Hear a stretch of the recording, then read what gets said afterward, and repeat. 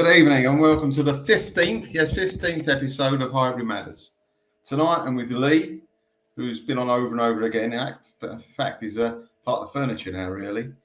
We're going to talk about the seasons 1992-3 and 1993-4. I think the floodlights are turned on, so I think we're ready to go.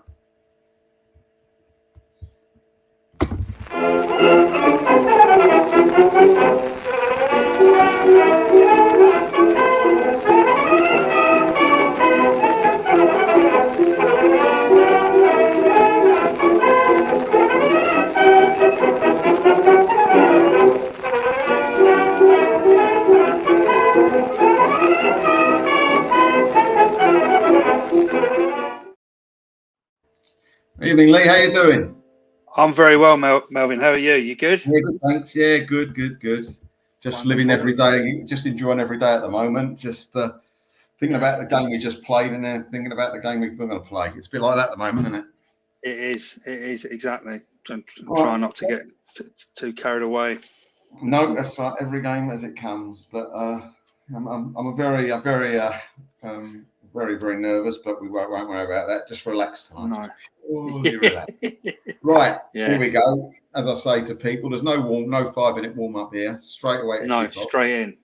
What I want to know is when you first started supporting the Arsenal, and a very big reason why. Why? Okay. Well, originally, my family are from Highbury. My dad's family were from a place called Highbury Quadrant, which is an estate just about 200 yards off Blackstock Road. And my dad had, I think there was 7 of them, 7 brothers and sisters.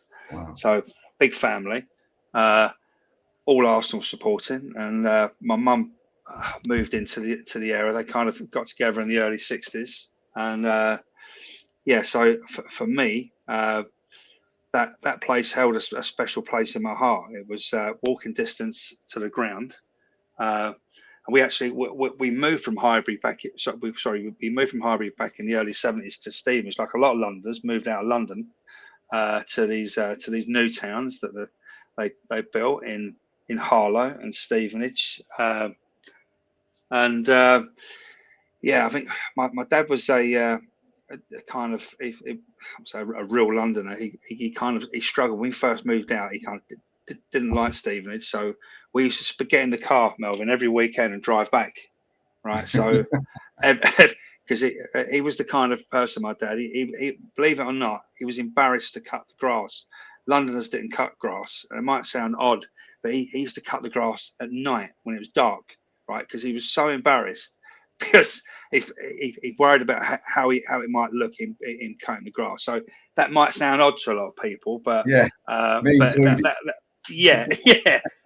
so we used to get in the car every Saturday and drive to Highbury. And back in the 70s, it was everyone used to go for a drink Saturday lunchtime, and the wives and kids used to be outside the pub, and the men would be inside. And I was probably about 8 or 9 by then, desperate to go over to the Arsenal. My dad wasn't interested in football; he liked boxing. And could take football or leave it. So I used to nag him, Dad, take us over the football. Yeah, sure, I'll take you over next week. When the Queen starts work, he used to say. And the weeks used to go on, and I never used to go. So eventually, I got to an age about 9, and I thought, right, I used to go over there on my own. Never used to get into the ground, but there was big green gates, if you remember, by the entrance to the North Bank, right, next to the kids' enclosure.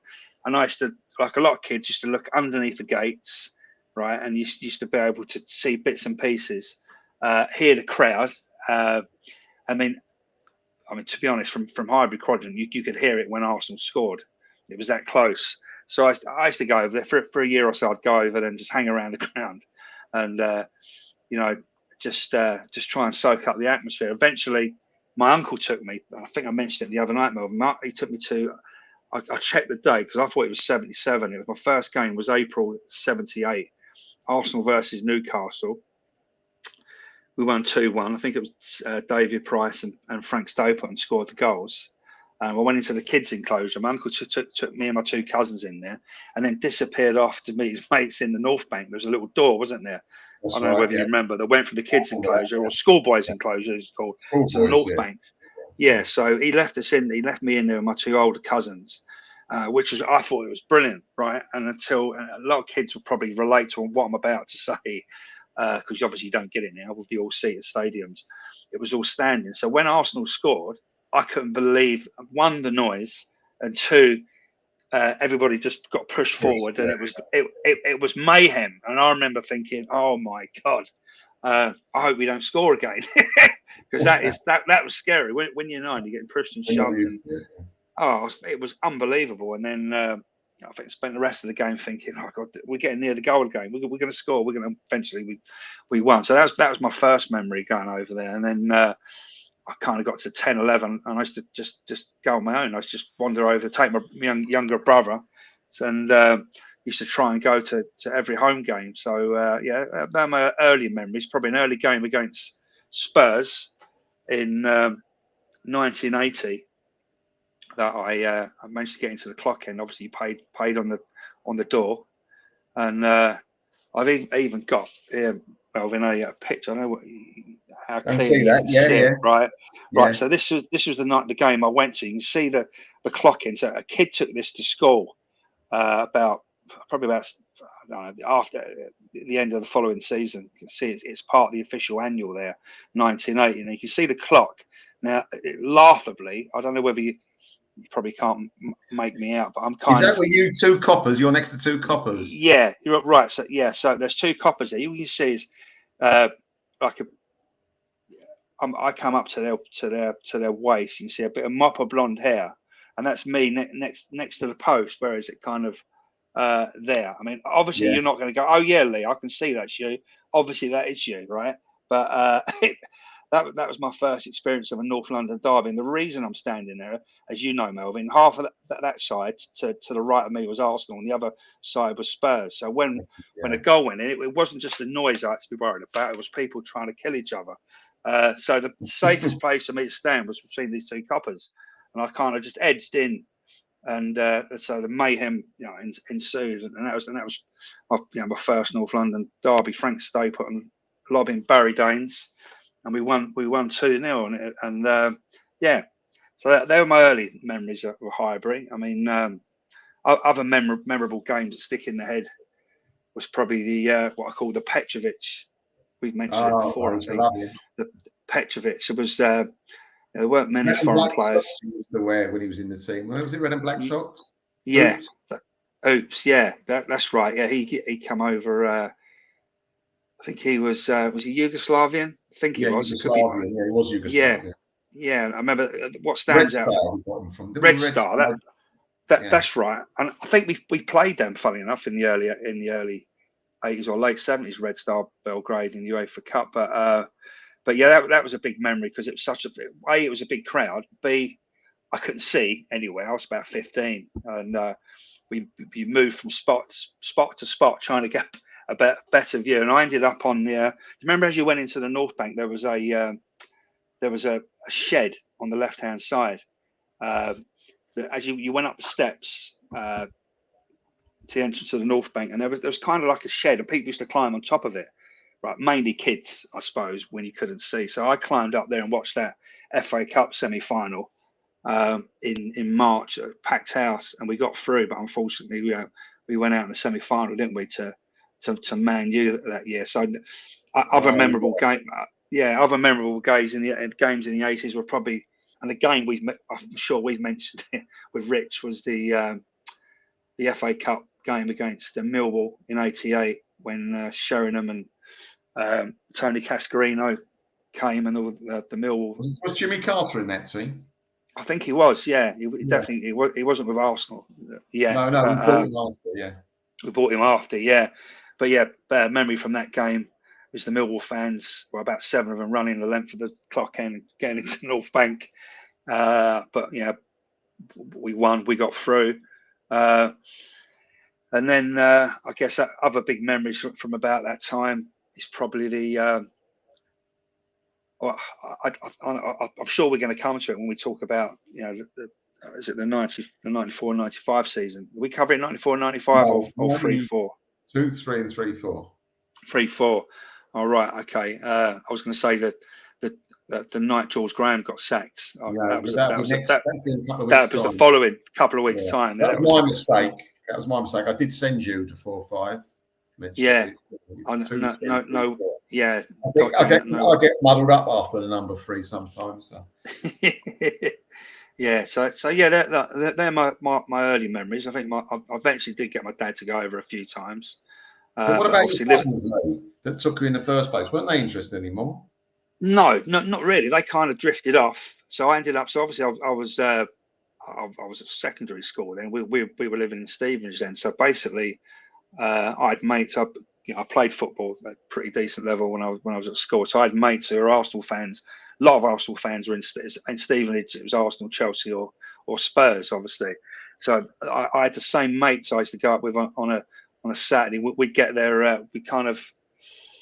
What season? We went regularly the green kit season, Melvyn. Oh, was it 82, 83? Yeah, the Lee Chapman, dear. John Hawley. Yeah, oh dear, season when we used to get there. Hawley, Chapman, and who's the other one with an H? Yeah. Hankin. That's right. God, I forgot about him. Hankin, and also Cosimino, was it Cosimino? Yeah, John Cosimino. Yeah, John Cosimino. He's it doesn't a blast from the past, but that kit's quite iconic. I know Rich wears it sometimes, but it's but yeah, it wasn't a memorable season. I remember we used to get there at 12 o'clock, get into the North Bank at 12, and just like loll about for like 2 hours, just enjoying the I was going to say the pre-match entertainment, but there weren't a lot of there weren't in there. No, we had the band, didn't we, before the game? But we also, I was writing down some notes earlier, trying to do a little bit of prep, and I wrote down the Make Money with Arsenal girls. Do you remember them? I remember them. Yeah, forgot about that. Yeah. They used to come round selling their tickets before the game. But yeah, that was my moment. We always used to get there really early, get our money's worth. Do the same trick, go into the kids' enclosure, schoolboys' enclosure, and say we've lost their dad. Can we go to the North Bank? And the guy, I wouldn't say he fell for it every time. He just let us through. We were probably trying to save 2 or 3 quid, and we go into the North Bank and watch the game. And as the years rolled on, when I was 15, 16, 17, more and more of us used to go. And then for some reason, we switched to the clock end. That was our regular end. Which was fine unless it was raining or it wasn't a lot of fun. The clock end on a wet, cold Wednesday night in February.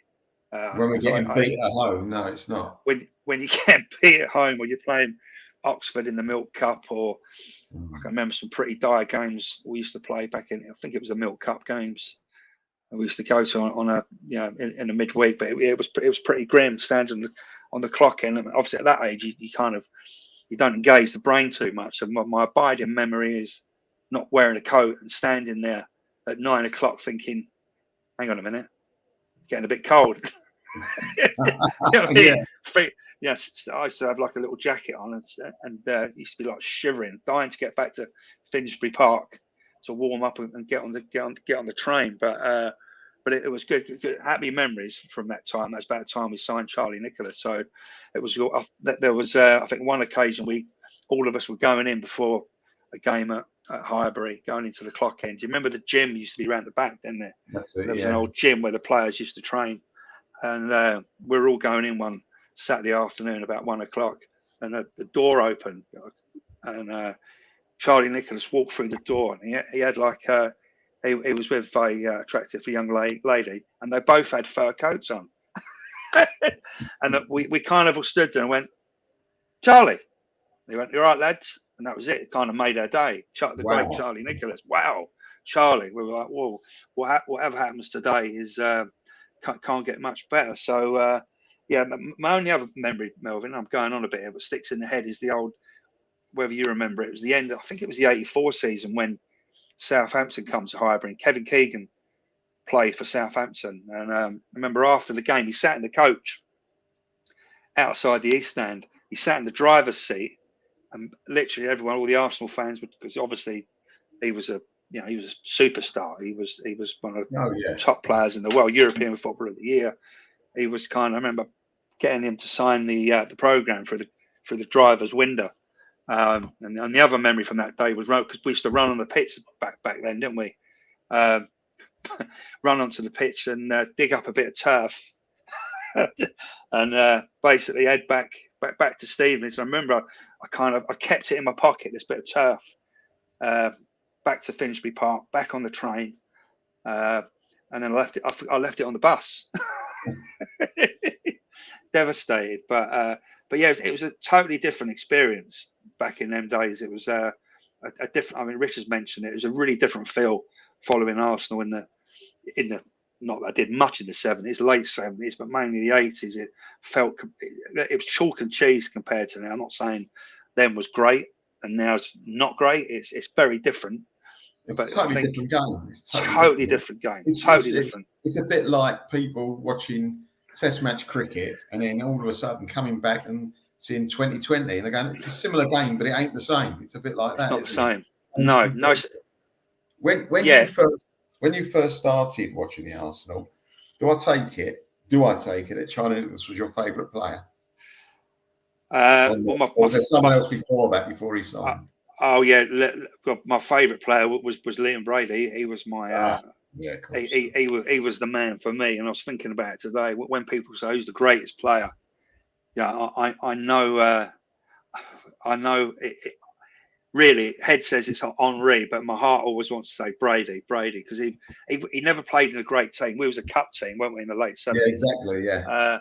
And we didn't have a fantastic. We obviously had Frank Stapleton, didn't we? We had the Irish contingent, but we weren't stand out. We always kind of were around about seventh, weren't we? 7th or 6th. Never. No, we were way off Liverpool at the time, and Forest were coming through then. Even West Brom was above us, but yeah, so we struggled. But Liam Brady, to me, I was like a lot of Gunners at that time when he signed for was it Sampdoria? Juventus. He went to Juventus, and same as Stapleton. It still annoys me to this day that they wore the Man United shirts in that 79 after the 79 final. You remember? They put the Man U shirts on. They swapped Liam shirts. wore it, but he never went to United. But there was rumours going on that he was going to go there, wasn't there? When he wore that, we thought, oh my god. And Stapleton wore it as well. And I remember being really upset that they wore the United shirt. I mean, that's the piece of turf is probably stuck in London left. Like, I'll make a note, Stan. I'll give him a ring, give him a buzz to see if they've still got it. I've probably left quite a few things there over the years, coming from Stevens and leaving packed lunch boxes on. That was my classic, Melvyn. Tie my shoelaces up, and I get home, and Mum would say, "Where's your packed lunch box?" Oh God, it was left on the side of the platform at King's Cross. Can I ask you a question, Lee? Yeah, go on. This bit of grass, I'm a bit worried. If you'd have taken it home, would your dad have mowed it at night? Unlikely. Unlikely. I think by then, I mean, a lot of people are probably thinking, what is he going on about? But I think he was what we call my dad was a real Londoner, right? A real dyed in the wool. Saturday afternoon to the pub, born and raised in London. It was for him to move to Stevenage. It may as well. I remember his mum saying, "Stevenage, where's that?" Like it was the North Pole, and it's like I think it's about 32 miles as the crow flies from 12 o'clock out of North London.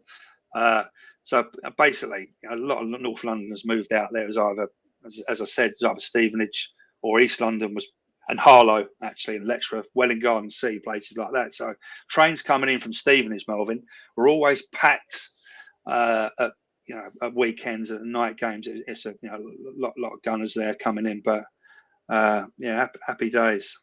That line you're talking about, that's the line I used to go to Arsenal now. Really? Enfield Chase. Oh, right. Enfield Chase, yeah. I'll get on at Enfield Chase when it's working. Yeah. And, that's what I do. That's how I get in. Getting home, I can't do that because I only run every day. It all depends where I am in the queue to get on what train I can go. I've got either that or I can go on the Piccadilly line to Oakwood to get off that. One of the two, because there's two lines, isn't there?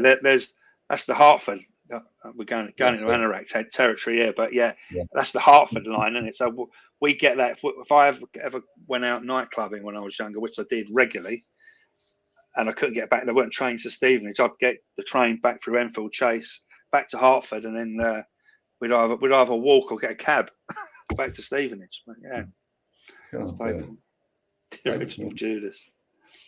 Well, I mean, he left. He left. I don't know why he left. We didn't get a lot of money for him. Do you remember when we sold him? He went to a tribunal. Yeah, I do. Yeah, I think we got 900 grand for him. I think. yeah, And it was up north. It was done.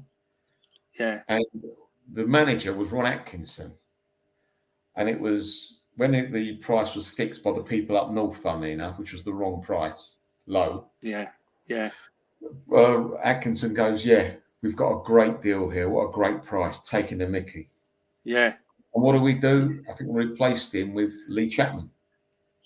Yeah. And that was the tribunal one and all. We paid half a bar for him. And that was the wrong one, too high as well. Again from up there. We got stitched up. Like, oh, you joke. I'm like, oh my God. I know. And Lee Chapman, like, bless him, he was well, I think we were sold a duff, weren't we? He really did struggle. He must have been quite young, but I think what you've done, we bought a toy from the toy shop, but no one told us you needed a battery with it. You know what I mean? Yeah. But ironically, Melvyn, as you can remember, 10 years later, he became a decent player, didn't he? As he got to his late 20s, early 30s, Lee Chapman, he won the league with Leeds. He turned into a decent. Some footballers obviously was decent. Sheffield Wednesday. He scored the winner against us. Yeah, exactly. He became a decent. He kind of grew into it, didn't he? But with us, he would have been early 20s. He would have been pretty raw. But I remember that's what sticks in my head how bad we was, and it was just. I think we used to after games we used to go and just. I know it sounds people are going to go, oh, they're not real supporters, but we were young. We used to just take the mickey and just. We were so bad it was laughable, right? Players, no disrespect. Chris White, we ended up putting Chris White up front for a few games, didn't we? And he was like a centre half. People don't realise he was a centre half. He was a centre half, and this is how bad it's like us putting a Saliba up front. That's how bad we were in that season. And as I say, it became almost laughable. We'd be we'd be watching it from the terraces, almost like, obviously we're supposed to be supporting a team, and we did support a team, but we were that atrocious. I think Chris White going up front was kind of like the cherry on the cake. He actually did. I think he scored a hat trick one game. To be fair to him, against Aston Villa, I think from memory. But after leaving the Arsenal, went to Leeds. He was decent. He did. He was decent. I think playing it in his proper position, but that helps, yeah. But yeah, when you think about it, sticking him up front, we didn't have a great side. It's probably about the time David Dein bought into Arsenal. I was thinking about it the other day. He paid his 270 grand for about 15% stake, Melvyn. That was about 80. I think it was about 83 time. Back. He definitely bought in at the bottom, right? That was a time when football was in pretty disarray. We had low crowds. We must have had, talking. Yeah, we must have had about 15,000 for some of those night games, maybe even less. That's when David Dein bought in. He bought in at the bottom. He done well. So he sold very well, but if it held on, it's a big word in life. Yeah, you never know where the top is, didn't you? Clock end was empty at half time. Yeah, it was. Yeah, that's what I'm saying. It was. I think without sounding too old, youngsters wouldn't believe it now. You'd literally be able to have a wander around, and we'd be, like I'm saying, we kind of made our own entertainment. We'd be having a laugh with people and taking the mickey out of someone else, and that was it. I've got to be honest, not necessarily those years, but it probably was. Certain games, I read the whole programme, the back to front during the game. That bad. Yeah. Right, what do I do? Yeah, I had no mobile phones to look at. No. The game was as boring as you like. Yeah, read the programme. Read the programme. Find out what's not going on. It's dear. Yeah, of course, Melvyn. That was the Donny Howe's Red and White Army. We become, didn't we? Yeah. Donny Howe's. That was the chant from the North Bank, and so and Don was a coach. He was never a manager, and he was obviously played for England. He played at a good level. Don Howe, great coach for us, great Arsenal man, but he was never. I don't think he was ever a manager. He was a proper coach, Don Howe. So we kind of. Right, saying, look. Right, yeah. He was overall on champ. He never rated him, and Don was England coach. Yeah. Shame. Chapman striker George Graham. What I bought a bit later in the yeah, exactly. Yeah, that's what I'm saying. Later on, he became decent. 60s lads last year. Chris White. Turn on a sixpence, we used to call him. Chris Turn on a sixpence light. Yeah. Yeah, later on, the later version of Lee Chapman. Yeah, definitely. Yeah. Thank you, John. Thank you very much. Thanks, John. Thank you, John Boy. But to talk about Highbury itself, I mean, you went to the North Bank, and you say the schoolboys enclosure. Yeah. When you went in there, it was a special place, wasn't it? Oh yeah. I mean, it was even though you were young, you could feel the history. You could feel it all around you. It was obviously a Art Deco stadium. It just had a magic about it, just a magic that we're obviously the younger generation are never gonna experience that. The stadiums now they are what they are, but to go to a stadium like that, it was all of us of kind of my generation, older, even a bit younger. It's got a special place in your heart. It always will have, because absolutely the look of it, the smell of it, from the food that used to get at half time, and it was football was a poor relation then. It was kind of it's so far removed from what it is today. It was kind of it's just, as you said, Melvyn, it's virtually unrecognisable to the game it was in the 80s. Not just Highbury, but other grounds as well. You were closer to the players because it was a small ground. You could hear the players chat, screaming, because there was less fans then as well. It's tough a minute. You didn't get no 60,000 then. Right? No. You felt more part of it. Yeah, and you did. You outside the ground at the right time, you'd see players going in and out. You would. Yeah, you just reminded me. I see. I used to, because obviously the changing room be in the east stand, when it overlooking just over the marble halls. Yeah, and I remember the windows would be open. So you see the players in there. You see the hands going up as they were getting changed. And I remember seeing Viv Anderson and calling out to him, Viv. And he kind of stuck his head out the window, and he see me, and I'm waving, and he give us he was a lovely guy, Viv Anderson. He kind of give me the two thumbs up. And he started waving, and we were like, it kind of makes your day when you're 15. And funny enough, Melvyn, I'd say about 25 years later, I was in the Dover Street wine bar in Mayfair on a works night out, and I was getting a drink at the bar. Viv Anderson walked up next to me. No. And I turned around and I went, blimey, Viv Anderson. I said, don't you remember me back in about 84, waving at you when you was getting changed? He went, funny enough, I don't. But he was, again, he just comes across as such a lovely guy, Melvyn, Viv, and we started chatting. He goes, I'll get you a drink. I'll get you and your friends a drink. He was really friendly, which is really nice, because sometimes you can get a bit of a frosty, I would imagine now. A footballers wouldn't be in the Dover Street wine bar, like there was back then. But yeah, I don't think they give you the time of day, to be honest. And also, Lee, if they were in there, they'd have six-minders around them. Oh, exactly. Yeah, it was unbelievable. I just strolled over to him and got involved in a conversation. It was mad. I lived in Essex most of my life, and I went with some pals to what was the place in Essex? Where's that? Woolston Hall, Epping Forest Country Club. Heard of that? Oh yeah, I've been there. Yeah, been there. Right, I was there one night with some pals. Chigford, yeah. Near Chigwell, actually. Chigwell more than Chigwell. Chigwell, yeah. I was in there one night. I turned round. There was Alan Sunderland in there. He was playing with the Arsenal at the time, and he was having a beer with Ray Clements. Blimey. And you all thought that the footballs from different teams hated, but you didn't. No, they didn't. The Arsenal and Spurs players used to always socialise together, didn't they? You know who one of his pals was? Hoddle. Glenn Hoddle. Yeah, Hoddle, And yeah. yeah, all the fans thought it was this great rivalry. Oh, Yeah. Rixie is better than Hoddle. That song we used to sing. Yeah, we all agree. And in our Rixie heart, he wasn't better than Hoddle. Rix was a terrific footballer, but Hoddle was a... Yeah, yeah, different grade. Then, I'm admitting it now, all right? Yeah. We can admit it now, but yeah, we all Yeah. agree Rixie's better than Hoddle. My dad used to sing that, funny enough. Just reminded me, he used to come in and sing, we all agree. But yeah, they did. Yeah. And that well, I suppose that it was kind of obvious, with them being a few miles up the road, they're socialised together. But as fans, you couldn't quite get your head around it. But See what Terry's got to say? But didn't he marry that gorgeous, but mad Leslie? Yes, he did. Was my ex-wife was a lot like her. Did she have the lips as well? Sorry, Manchester City. Yeah. Yeah, he did. Yeah.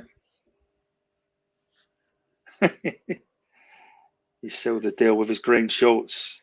Yeah, tight shorts. Maybe he used to wear the tight shorts going. Blue shorts, yeah. Blue. I was going to say, John, blue shorts. Yeah, blue shorts, green socks, green top. We hated that kit, but now it's pretty iconic because they do replicas of that kit now, don't they? Like I remember, where's the one with Richard? Richard said, and I was about to say to myself, where are we? Anderson also went to Man United when he was doing very well for us. He was a terrific player. Yeah. And he also done a swerve, but I don't know why that was.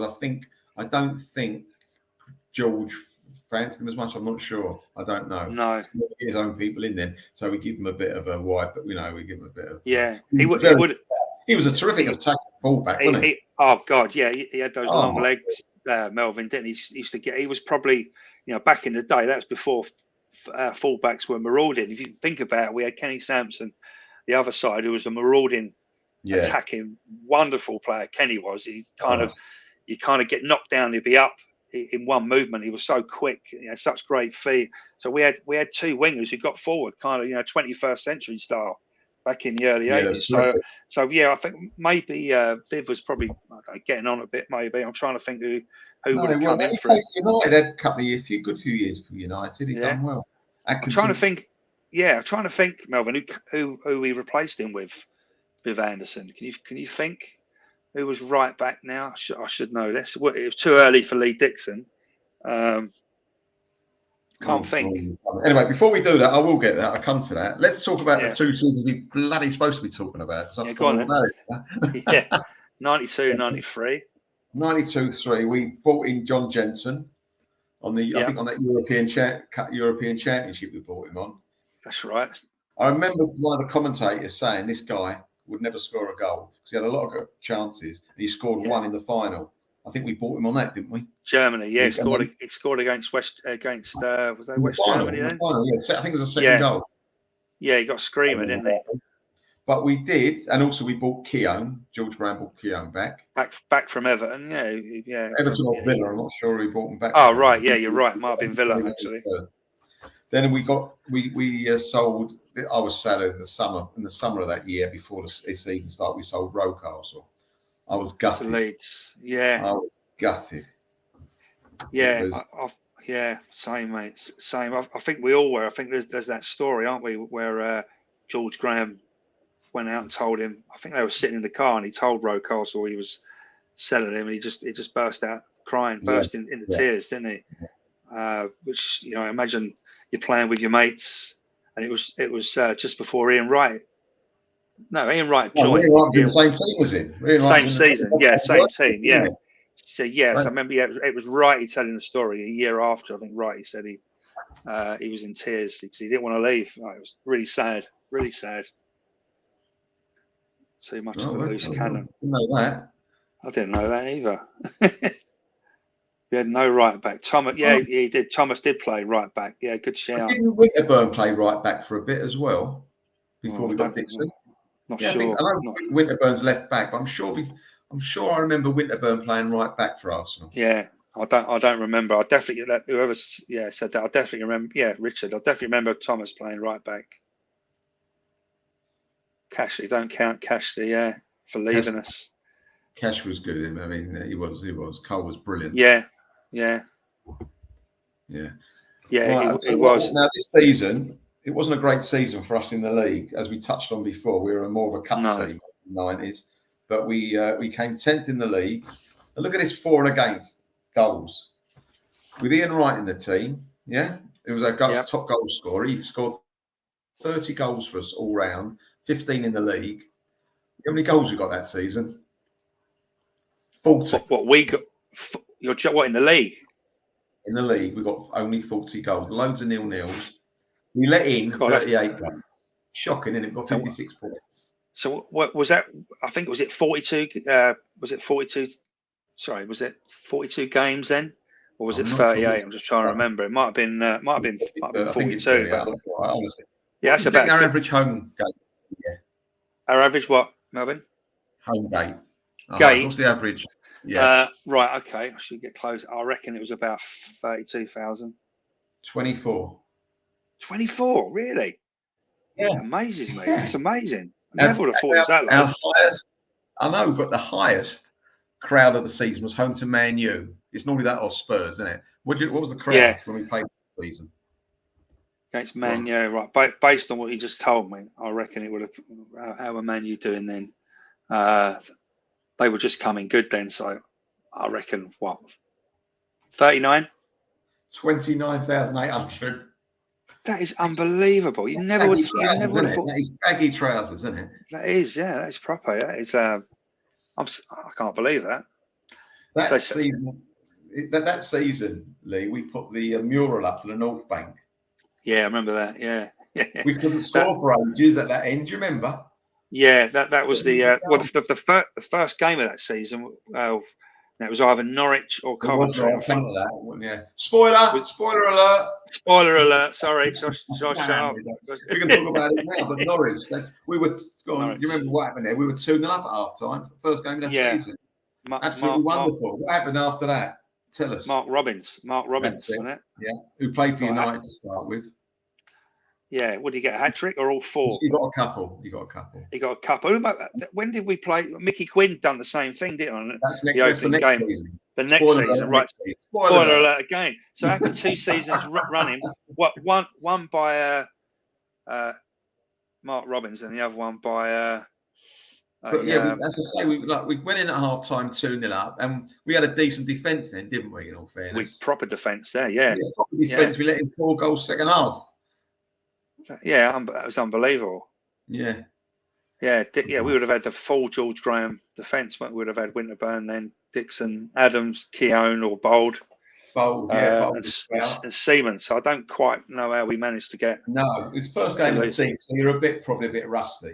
Yeah, that was obviously more at it, but yeah. Spoiler alert! It's funny it happened 2 seasons running.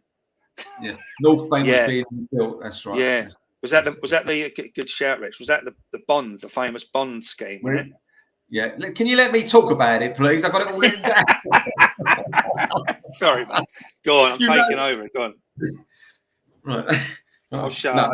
I'll tell you another game I remember that season. We weren't good in the league early, but there was a game on TV, and there weren't that many games on TV then. No. We played away to Liverpool, and we beat them. And Liverpool they're always a good team, Liverpool, right? Of course they were, yeah. And we beat them 2-0. We had Limpar score and Ian Wright. Yeah.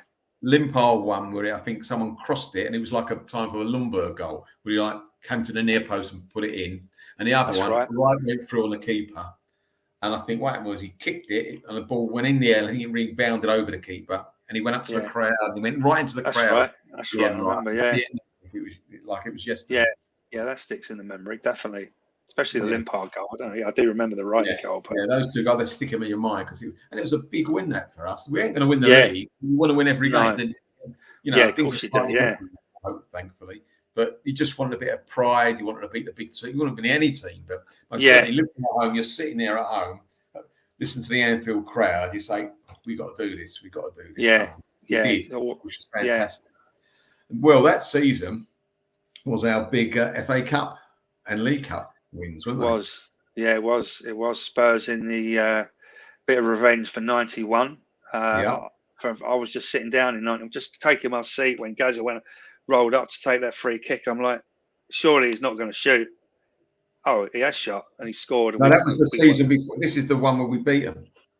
Yeah, I know, but I'm just saying, my Oh, yes, right, sorry.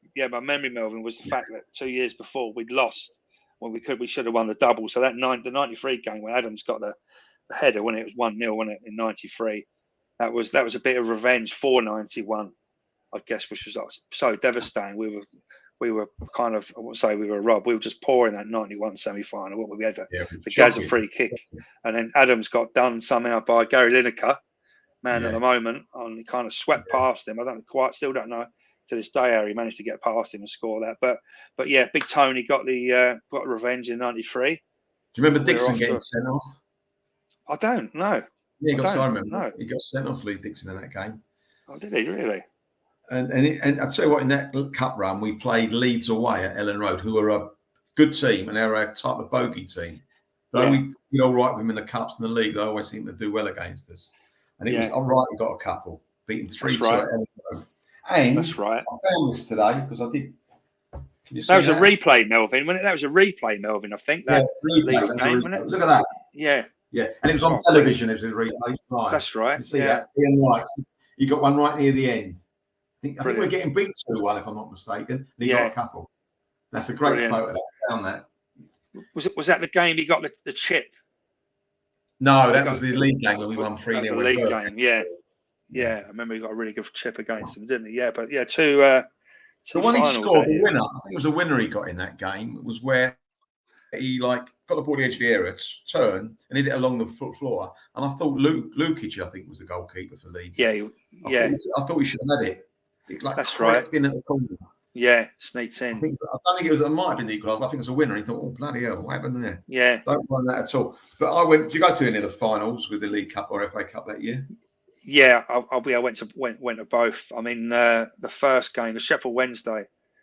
I remember the Sheffield Wednesday Cup final. We struggled to get tickets. Never easy to get tickets. It was vouchers and that back then, wasn't it? But obviously, you always went because you always got in. You always found a way.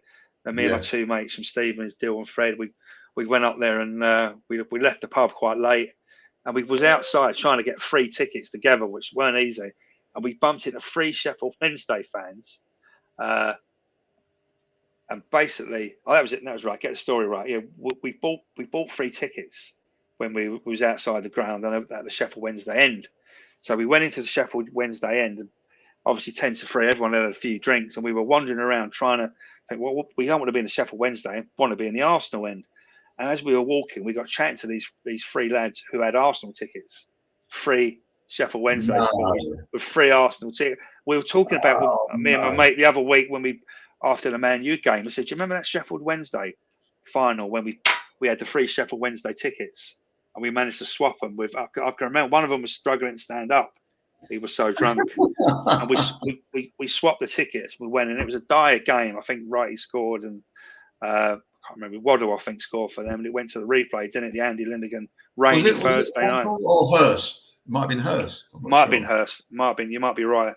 I think Waddle scored in the I think he scored in the replay on the Thursday. I think for Sheffield Wednesday. I know he scored in one of the games, but it was a rainy, horrible night. So I went all the way back to Highbury to celebrate in the rain after, and it was a bit of a damn squid, to be honest. We ended up getting a kebab. I remember it was a very, very rainy night. What's this young Mr. Colonel Ward saying here? I don't know. We couldn't renovate it. I don't think there was a lot of talk about that. Yeah, it's just there wasn't the capacity to make it bigger. No, there weren't the fire, which wouldn't have been good for anybody. And it's a listed building. Had they been able to expand it, buy the houses all round and whatever, they would have probably done it. But believe me, they wanted to stay where they were. It wasn't possible. Yeah, they just didn't have the footprint, did they? As you say, there was you had the tube station one side, and you had the old Victorian houses surrounding Highbury Hill and Avenel Road. There was no chance. I mean, really, when you think about it, we're quite lucky. Yeah, we haven't moved that far, have we? So people can still have the same kind of routine that they used to have. Apart from the fact that I always used to go to Blackstock Road, Melvyn. We used to go either to the Arsenal Tavern. Oh yeah. Or where else did we go? Arsenal Tavern or the Gunners, or the pub at Highbury Barn. Name escapes me now. I've not been for years. Highbury Barn, yeah. Yeah, we used to go to the barn and walk through, and then that was always a routine. Never go to Blackstock Road no more. A girl I used to work with in the same industry, not the same firm, but I knew her. She used to work at the Arsenal Supporters Club. You know, the one just along from the station. That's right. Yeah. She used to work in there. That's amazing. I didn't. Yeah. I knew she was Arsenal supporter, but she never. I walked in. Oh, hello, and that was so funny. Absolutely, Yeah. you know. Blimey. Find out your real friends are, don't you, Life? You but do. The Sheffield Wednesday, both finals, and the last minute winner by the centre half, the header. Linnigan, yeah. I mean, apart from the goals, nothing really happened in those finals, did they? Dire, desperate. It was desperate, wasn't it? It was desperate. That way with Danny Dyer, weren't they? They were really. Yeah, but we won both, didn't we? Which hasn't been. I think it took Liverpool up until last year. I'll tell a lie. Man City did it in 2019. They won, and that always gets my goat. I'm going off tact here to show how dominant and how kind of rock. I'm going into an oil money rant. 150 years of English football, and the first time that league, FA Cup and League Cup was done when City did it. So which shows you how ski whiff things have got in the previous 150 odd years of football. You know, no team got close. I know Liverpool probably did, and other teams may have done, but that shows you how kind of lopsided it is when a team can go and win 3 trophies, get source 6 in the FA Cup finals. A bit too dominant for me, Melvyn. Yeah, I agree. Yeah, I mean, money talks very much so. Yeah, you know, I mean, all the teams that spend a lot of money, like they win things apart from you know who. But yeah. Now we're going to go full. I mean, that was the one where the centre Steve Morrow broke his collarbone or something after the game. That's right. Yeah, his wrist. Adams, yeah.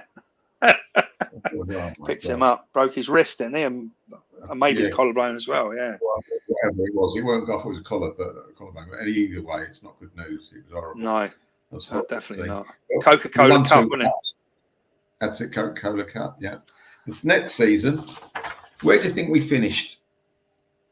What, in 93, 94? Right. I'd say we finished about. Now we really. Oh no, 95. I think we were really struggling. 95 was when we were they were talking about relegation. We improved the 92 season, our league position. Yeah, we were 10th in that. So I finished 94. I'd say about 8th. No, we finished 4th. What round of the league? Yeah, 4th. What round of the League Cup did we get knocked out? In 94, I'd say it wasn't Millwall. That was in the FA Cup, wasn't it? Bolton was the FA Cup, probably the year after as well. What round did it? Let me think. Yeah, they were, John. They were poor. Yeah, they were very poor. Not very memorable. No, I don't know, Melvyn, actually. We can't. Well, we got knocked out in the 4th round. Did we? Early doors. And where do you reckon we got knocked FA Cup? What round did we get knocked out in the FA Cup? In 94. The theme here. Fourth round again. Yes. Using my logic there, 4th round. But who? Let me guess. I mean, I know we had the old Mark Kennedy goal. That's against Millwall, wasn't it? When he was that in the last minute he scored, make it 2-0. Yeah, absolute screamer, wasn't it? Yeah, Liverpool bought him on the back of that, I reckon. He was waiting, in all fairness, before he scored again. Yeah. But in 94, who did we go out in the FA Cup to? It wasn't. I think it was someone really poor. 94. Was it Millwall? Yeah, I think it was Millwall. Right. Was that at home as well? At home. I think it's a replay because I remember going there midweek. Yeah. What we did, that season, we scored not that many more goals, even though we had Ian Wright in the team. He scored 35 goals for us, Ian Wright, that season. Blimey. 23 in the league. We only scored 53 goals. Blimey, how much did we rely on him? We knew that anyway. We knew we relied on Ian Wright. Totally. We listed 28. Yeah, I mean, of course, we had Kevin Campbell as well, didn't we? And he kind of, he was in and out the same Kevin. Yeah, he was. You know, beat us that year. Not Mill. What's the year? Sorry, I got this wrong. It was Bolton. Bolton. I was going to say. Manager of Bolton. Bruce Rioch. Well, then their striker, what's his name? The blonde-haired lad. Score from John McGivern. I'm John sure McGivern? yeah. That's it. And in the League Cup, it must have been Villa. Aston Villa beat us. Right. In the League Cup, I think. I might be recall, wrong. yeah. I think the League Cup was Villa. Yeah. Our average crowd that year was slightly better, 30,000. Yeah. And we bought. There's only one Eddie McGoldrick we bought. Yeah, from Crystal Palace. We bought him from. You know they got that chant, don't you? There's only one Eddie McGoldrick. We bought Jimmy Carter. I'm going to get the right way around. We bought Jimmy Carter, and he started off great, and then after about 3 games, the crowd realised he wasn't. Yeah. Then we got McGoldrick, and he started off quite well, and then he did. We realised he wasn't all that. He just wasn't. Didn't quite cut the muscle. Tailed off. Don't get me wrong. He just wasn't what we needed. It wasn't the level, no. And then I got the chant wrong. It was only there's only 2 Jimmy Carters. Because he was like Jimmy Carter. I'll tell you who left the club that year. Was David O'Leary, a guy that didn't play much for us, but when he did, I thought he was quite decent. Colin Pates, you remember him? Colin Pates, signed from Charlton. Oh, Charlton. He did play for Chelsea, though. He did play for Chelsea. That's where he made his name. Yeah, he did. And I'm sorry to say, I didn't like this, and you probably didn't like this. We sold Anders Limpar to Everton. Yeah, we did to Everton. Yeah, which was a strange one. No, I thought that was a bit odd at the time, but it's one of those when George didn't fancy him. When when your number was up with George Graham, it was up. Yeah, that was it. Yeah, that's it. Yeah, that was it. Especially, it's a bit like Fergie, right? You can imagine, like George Graham was in the same mould as Alex Ferguson. If there was any back chat, it was all over. Right, you can imagine all over Red Rover. Your car was marked, so you can imagine in. Certain players probably could have got away with it, maybe righty, but your players not so key. And Limpar was, in the '91 season, he was unbelievable. He used to dance around players, didn't he? That he way did. Of dancing. Oh, it did. It was, it was like he played football like it. You can imagine someone dancing. He was that quick, and it's just had that kind of that little turn he used to do, change of direction as well. Two-footed, very two-footed. Yeah, always put in a decent cross or and got a decent. I don't know how many goals he got in '91, but he must have. He had a lovely shot, didn't he? He did. Right, now we're going on to the game you spoke about earlier, Coventry. First game of the season again, home to Coventry. Absolutely nothing to worry about, gentlemen. No. What's that next game? Hold on a minute. We got beat 3-0. Well, Mickey Quinn scored a hat trick. Mickey Quinn. I don't know if he scored the other. Yeah, 42-inch waist, 15 stone. And that was on a good day. And that was on a good day. Yeah, I mean, he'd been slimming all summer, and he was the most again. I think youngsters today. If you showed him a picture of Mickey Quinn, I don't think they'd quite believe it. He didn't have the physique. He had the physique of a dustman rather than a footballer. Well, he had a physique of an Isthmian League player, didn't he? Oh, unbelievable. Well, again, it's a change. You look at players like Stan Bowles, just like nothing of them, just puny. Spend half the week in the bookmakers, the other half the week in the pub. No, just weren't athletes, were they? They just either had ability, either had unbelievable ability, like your Alan Hudsons and Stan Bowles and Rodney Marshes. But they certainly weren't proper players then. Proper players. Yeah. I mean, I can't see Rodney Marsh. You see Rodney Marsh, Stan Bowles, and Alan Hudson in the gym. No chance. I think one of their mates was called Jim. I think that was the name they got. I think that's the closest they. That's the closest they got. But I think, Melvyn, what a great time to be a footballer. The fun they must have had. I think there's a great picture I see of back in the '70s of. I think of Terry Venables, Rodney Marsh, Alan Hudson when he was at Arsenal. Oh God, what was it? There was a couple of others in there, but yeah, real Terry Mancini, I think, as well. Oh yeah. 4 or 5 of them. He was a character. He was a character. Bobby Moore, I think, was in the picture as well. There's a famous picture of the 5 of them in a restaurant wearing suits. They must have a fantastic life. Oh, great. Yeah, Mark's saying I'll put this up for a bit though. But have you read this? Been enough. favour of, yeah. Yeah. Yeah, he was light. He couldn't defend that exactly. As the way we were going into the George liked like our midfield to hunt in packs, didn't he? Thomas, Rocastle. We were very Scandinavian Maradona. Yeah, yeah, yeah, yeah. George Graham like work rate. Unless you were bang on it like he was in '91. You know, the minute you started to drop, then you were seen as a luck. That was the way it went back then. Like Hoddle said the same. You were seen as a luxury. Yeah, unless you were bang on it, you're out. Yeah. You were done. And then workers were brought in like McGoldrick. But he never played that much, McGoldrick. I don't remember. I could be wrong. I don't know. I think No, he I scored don't think one he goal did. in the Cup Winners' Cup. Yeah. Goal. Yeah. Great goal. Now, a couple of other games I'll quickly fly through. We beat Swindon away 4-0. They weren't very good. They came up that year, I think. And Ian Wright scored a blinder from near the halfway line. Do you remember it? I remember. Yeah, it just come to me now. I can see it from miles away when it flew. Yeah, on the left-hand side, right by the touch line, diagonally. Yeah, I remember. I've forgotten about that. You just reminded me of that, Melvyn. That just coming as soon as you said that. That came into my head. It went in really high. Yeah. We played away at Southampton, and Wrighty got a hat trick. He seemed to score loads of goals against Southampton. He did. He must have scored about 4 hat tricks against them. Well, 3 most, possibly 4. Yeah, then that was I was lucky enough to be taken to the PSG semi-final. Oh, Ginola.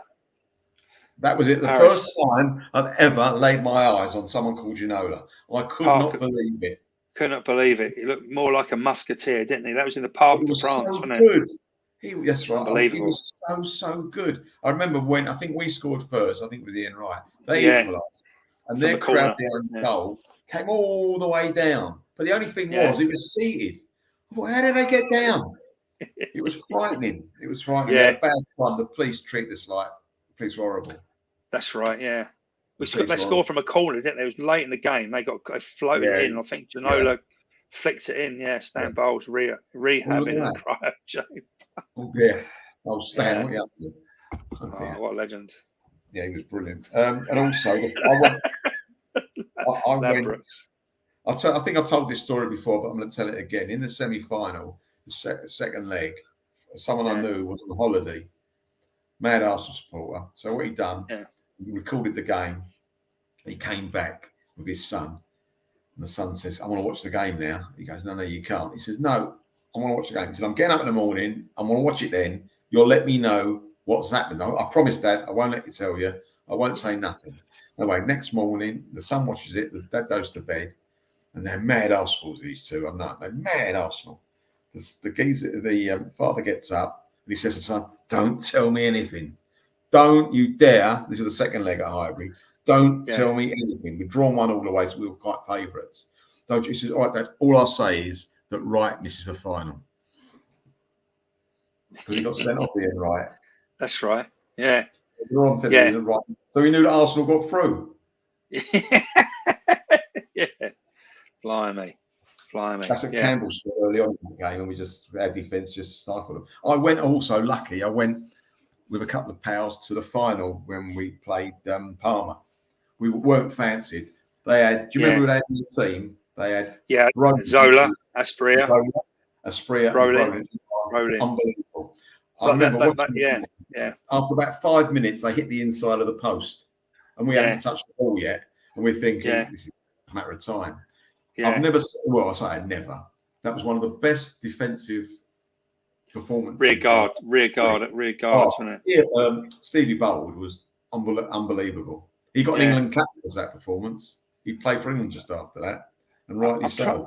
I'm trying to remember who we had midfield that day because I remember. I think it was Selly. Was it Selly? I was going to say that. I remember us keeping the ball. We kept the ball really well in the midfield. Selly? Yeah, I think it was. There were a lot of injuries, you know. Yeah, Wright was suspended. Sure it was definitely those two. Stan, maybe, yes, if there's a crit. All right. It was a rear guard action. As you say, there were a few people out. He does look like geezer, the ventriloquist, doesn't he? Nick McQueen, you know the guy? Bob Carroll, geez. Spit the dog. That's it, yeah. Is it the dog or the cat? All right, whatever. I'll take it. The dog. I think that they'd never been seen in the same room together. So no, that could be right. Come on without, come on within. You're not seeing nothing. The mighty Queen, Paul Davis. Was he in midfield? He might have been. That's a good call. Yeah, he might have been. I don't know. I mean, that's a long. No, I'm not sure because I was looking the other day. Funny enough, Paul Davis played for us. His debut 1980, which is earlier than I thought it was. So it would have been a stretch for him to. Yeah, a long time, but yeah, he would have been getting on a bit. I don't think so. Could be completely wrong, Mark. Could be wrong. Yeah, I don't think. I'm going to do what I like doing. I'm showing a couple of programs from the 2 seasons that we've highlighted. Just the first game of the season against Norwich, it's 4-2. Look how Ian Wright looks. Blimey. Great program. You could cover. Tell he's been training, can't you? Look how slim he is. Look. I know, in the face, isn't it? It's kind of the face is very chiseled. And it's so different now, programs. I know we do get these in them, but it's so different now. This is the Adidas. How poor is that? That's for an Adidas. Pony, that's pony. It is pony. I mean, so different now. It's so professional now. That must have been done on the back of a packet of cigarettes. I know. Yeah, 10 minutes before the game, that was, Melvyn. Yeah. That was colour by numbers, that one, wasn't it? This is all about the bomb. There we go. I mentioned this earlier. Spoiler alert. Yeah. Oh, yeah. Well, thanks for you've ruined the whole show. I'm just looking at the prices, thinking at the time it felt like it was a lot of money. Like a lot of money. And I was like, oh, no. For a season, isn't it? Yeah. I remember thinking, hang on a minute. So how does it work? And I thought, really? Are you kidding me? No, I think I was, yeah. I couldn't quite, but because my uncle and my 2 cousins went in the North Bank, and my uncle had his own business and he had plenty of money, so he bought free Bond tickets that I used to every now and again. I used to go in the upper North Bank, but I remember thinking, why would you buy? I don't get it. Yeah, why would you do like that? How can you be that stupid? How can you be that stupid? Yeah, it never made any sense to me. Well, what else have we got here? I mean, that was fantastic. We got come on. Why doesn't it? There you go. The voice of Arsenal. Do you remember this in the program? As I say, on boring days, used to read that. You could test me at the end of the game what it said. Blimey, I'm just having a little read. League champions 1, 2, 3, 4, 5, 6, 7, 8, 9, 10, up to 91. Still more than Spurs, even back then. A lot more than Spurs. I think I think they never won. They've never won them more than us because we won it 3 times. Only won it twice, so we won it before they won it. So they've never overtaken us. No, 4 times in the 30s. Yeah, of course. So they're way off that. The voice of Arsenal. That was lovely to watch. Let's see a read from me. Now these are the teams. This is the.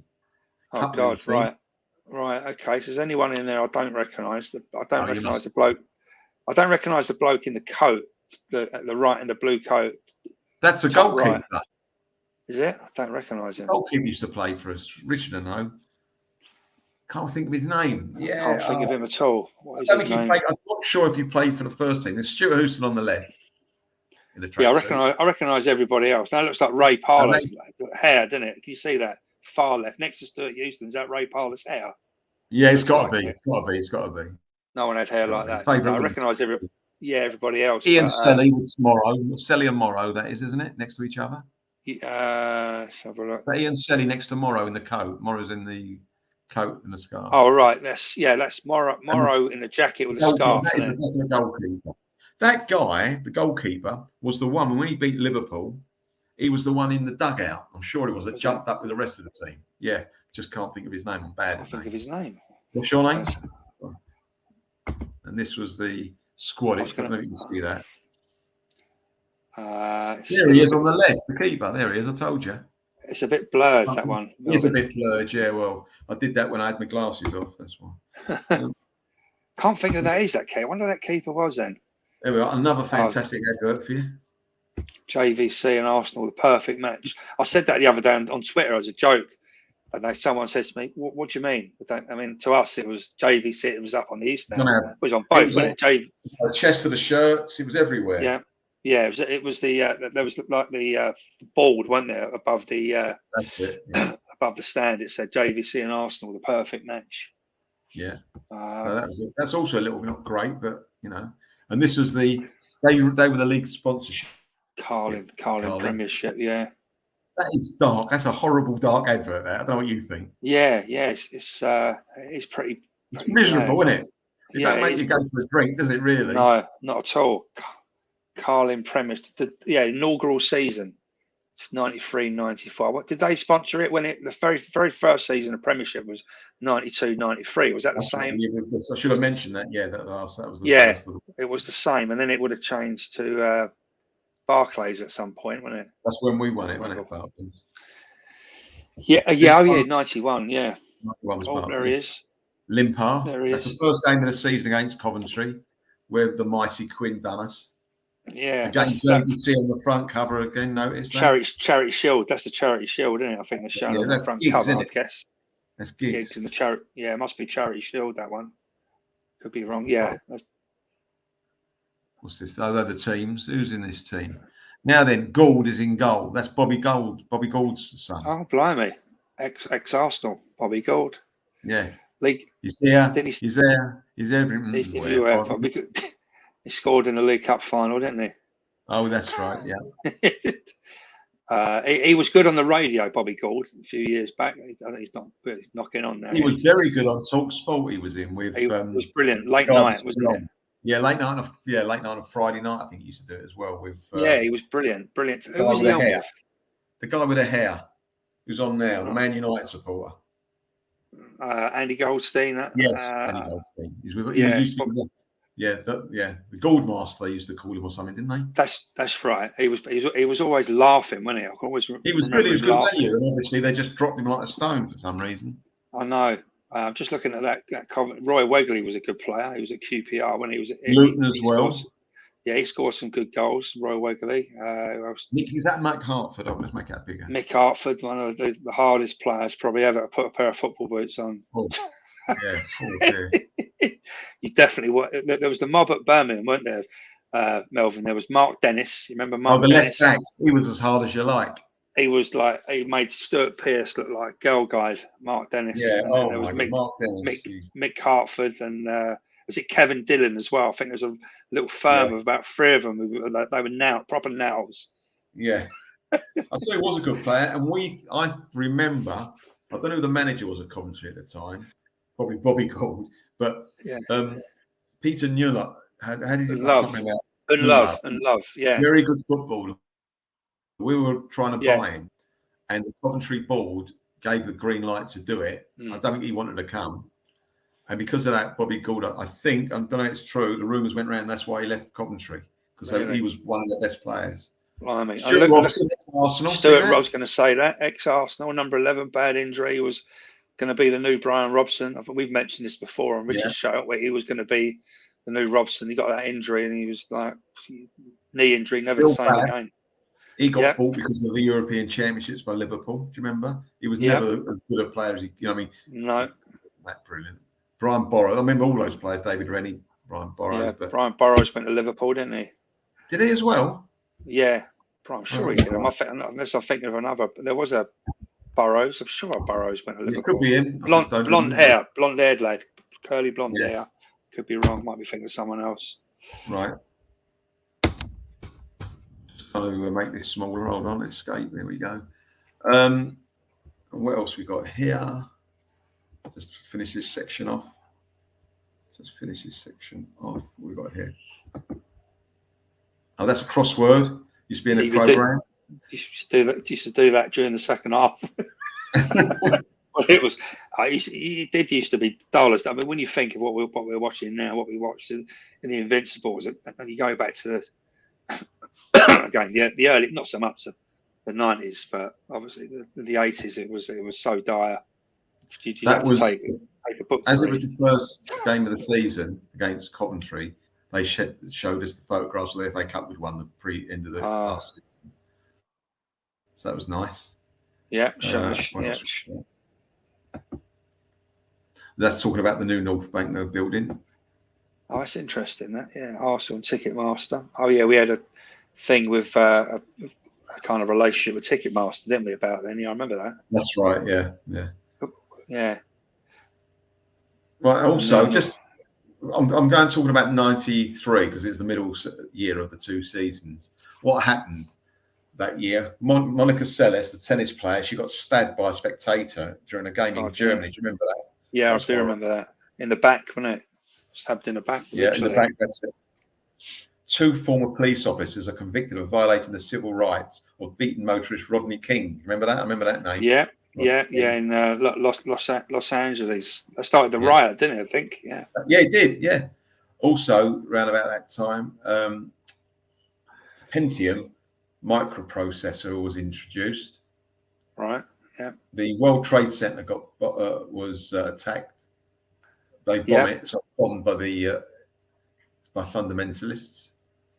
What else went on there? Oh yeah, there was a cult, religious cult called Wacko in the States, and they held people hostage for a hell of a long time. And the FBI finished up going there and sorting them out. Yeah. And we had a tsunami there in Japan. Bushfires destroy the world's second largest national park in Australia. But it was all going off in Croatia and Bosnia. Yeah. Then. Yeah. About then. Yeah. Was there ever any good news in the world? No, not really. Although I have to say, Melvyn, I know we've had a 21st century. There's been a lot of depressing stuff going on, but the last few years have been horrendous. You know what I mean? COVID, and war. It's one thing after the other. Exactly. Yeah. I don't read the papers anymore. In technology, the first bagless vacuum cleaner was invented. Blimey. Yeah. Things you take for granted now, right? Anyway, I'll tell you what. Also, about things you forget about in culture. Under the heading of culture, it says here, police begin investigations of child abuse by Michael Jackson. Blimey, as early as that, Christ. Yeah. Oh yeah, 93. It never really came out until much later, did it? No, that's right. Around that time, they didn't necessarily mean it was released this year, but it probably was. But some good films. Jurassic Park. Yeah. Yeah. I'll tell you, this is one I like. Mrs. Doubtfire. Oh, God, yeah. The Firm. Did you ever see the film The Firm? Oh, with Tom Cruise. Yeah, I read the book first, and I'll be honest with you. If you read the book first, the film is never as good. It's always a disappointment. That was John Grisham, wasn't it? Because John Grisham. I had the same in revert. Do you remember the old film Papillon? Going off the track here. Oh, Papillon was brilliant. McQueen, isn't it? McQueen and Dustin Hoffman, but I love the film. But then I made the mistake of buying the book, read the book, and then the film becomes like nowhere near as good as the book, does it? The book is always better. It's always got more detail in it. I'll tell you what, there's another film I saw where the book was always much better. You know what it was? I'll tell you what it was. It was the Bible. That was all much better, honestly. Much better, the Bible, rather than 10 Commandments. Yeah. The film. It's better in book form than the film form. Schindler's List. Bloody hell, that was a horrible film. Liam Neeson. Indecent Proposal. God, I can't believe that's so many years ago, these films. I know, 30 years now. Sleepless in Seattle. Sleepless in Seattle, Meg Ryan and Tom Hanks. And Philadelphia. Popular musicians. Jackson, but not Michael Jackson. Janet Jackson. Yeah. Snoopy Doggy Dogg, Garth Brooks, Phil Collins. Not Garth Crooks. No, he played the Spurs, didn't he? Yeah, Garth Crooks. Phil Collins was brilliant. UB40, Red Wine, remember that? Aerosmith, Madonna. God, 93 Madonna. Yeah, she was still going. He had a hit. She's still going, isn't she, Madonna? Yeah. In a way, but not the same. She was brilliant when she first came out. Yeah, well, I'm saying 93, she'd been going about 10 years. Yes, yeah, very much. Started in the early 80s, didn't she? So she was a veteran then. Yeah. What else have we got? We've got Mariah Carey, Whitney Houston, Meatloaf. Oh my God, R.E.M. and the Proclaimers. I mean, absolutely takes you back, doesn't it? All these things. Yeah, it does.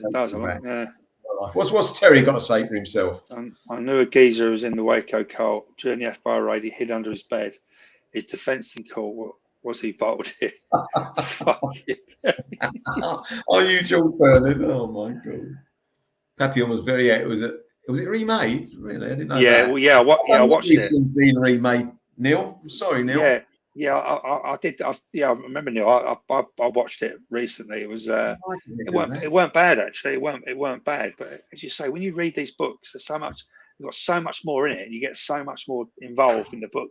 You see the film again, it's like it's almost like 2 minutes. Yeah. 1 second, please. No worries, mate. All right, I'm back. Right. Sorry about that. Right. What happened there? Right. What's he saying here? That's the Papillon was good, yeah. No, it is. You're right. Depressing.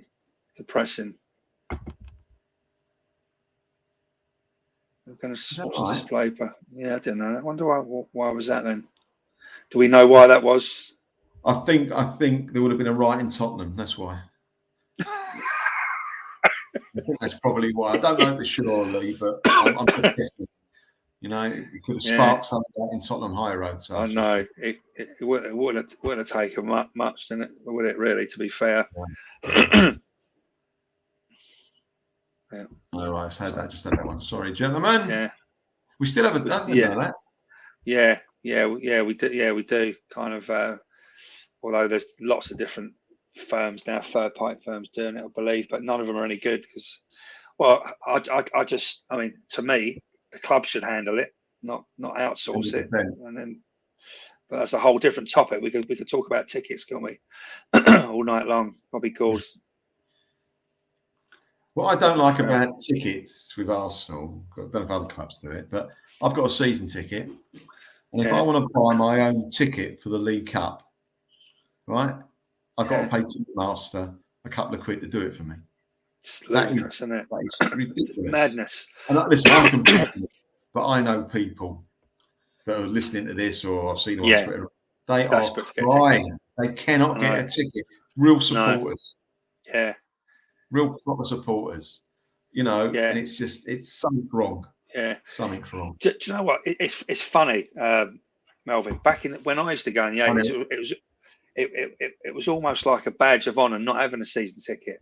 You kind of, I can't remember the reason, but we'd go. I haven't got a season. I won't get a season ticket because you knew you get in. There was no need for it. You get in every week, but obviously now you ain't got a season ticket. I don't have a season ticket no more. I've given up 2 over the years for various reasons. And now I'm like everybody else. Fortunately, I know a lot of people who come up from Stevenage. There's a big mob of lads. There's always one going Spurs. I've been lucky this season. I've only not got into Spurs. I was trying up until about 1 o'clock on the day we played Spurs this year. I gave up in the end. But I remember the last few years at Highbury. I remember struggling to get in. You know, for Spurs at home and Man U at home. Actually going up to Highbury and thinking, well, I'll get in. I'll always get in, and not getting in, and ended up watching the game in the pub. So, not always easy to get in Highbury in the later days.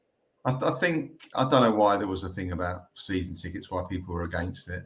You know, the thing is, it was easier then, not because you knew when the games were coming around. Yeah, you knew when you looked at the beginning of the season, the fixture list, you could, apart from some weather happening like snow. Followed by torrential rain, followed by more snow. In about 3 minutes, the game was going on. So you knew when. So now John here was talking about Robson, I think. Yeah. And Julian Dix, like Richard says, Julian Dix was. All right. Yeah. He was quite hard, wasn't he? He was tough. He was tough. Probably the next level down to the 3 I mentioned, but he was definitely tough. But they definitely had something missing. The 3 that I mentioned: Kevin Dillon, Mick Hartford, and Mark Dennis. He was at Southampton, Mark Dennis. But basically, like all the tackles were like knee height, studs up. And that's on his own players as well, wasn't it? And that was on his own players. He was like, have a fight in an empty room. Unbelievable. Right, we're going to make a move now because we've overrun. I've overrun. Dinner time. No worries, Melvyn. It's enjoyed it. It's good. Can't believe it's so late. Thank you. And also, I've got to thank the people in the comments. Some brilliant comments. I learned a few things myself tonight as well, which is great. Really good to have you on, Lee. No, it's a pleasure. I will see you soon, no doubt. No doubt. Thanks for having me on, Melvyn. I really enjoyed it. It was a great show. Thanks Top man. everybody. Cheers, buddy. Thanks, everyone. Cheers. Cheers. Bye. Bye now. Bye.